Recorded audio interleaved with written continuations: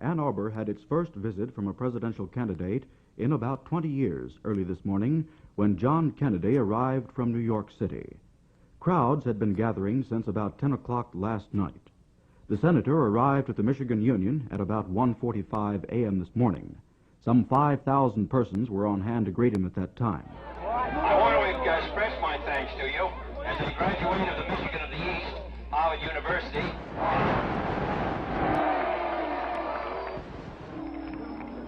I come here tonight, but I am excited to say one or two words on this campaign, which is now coming into the last 3 weeks. I think in many ways it's the most important campaign since 19... mostly because of the problems which press upon the United States and the opportunities which will be presented to us in the 1960s, I believe must be seized.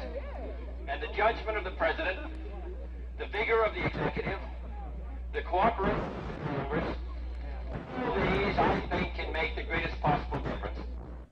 He challenged the assembled students to work for the United States, and then he mentioned the fact that it was getting quite late and all should go to bed. How many of you who are going to be doctors are willing to spend your days in Ghana, technicians or engineers? How many of you are willing to work in the Foreign Service and spend your lives traveling around the world?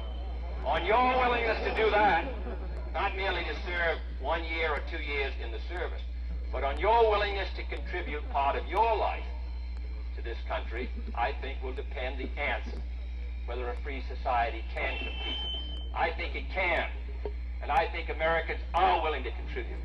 But the effort must be far greater than we've ever made in the past. And therefore, I'm delighted to come to Michigan, this university, because unless we have those resources in this school, unless you comprehend the nature of what is being asked of you, this country can't possibly move through the next 10 years in a period of relative strength. So I come here tonight to go to bed. But I also come here tonight to ask you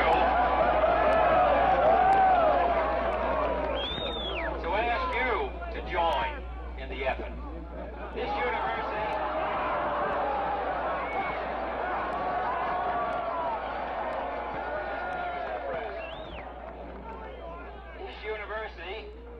this is the longest short speech I've ever made, and I'll therefore finish it.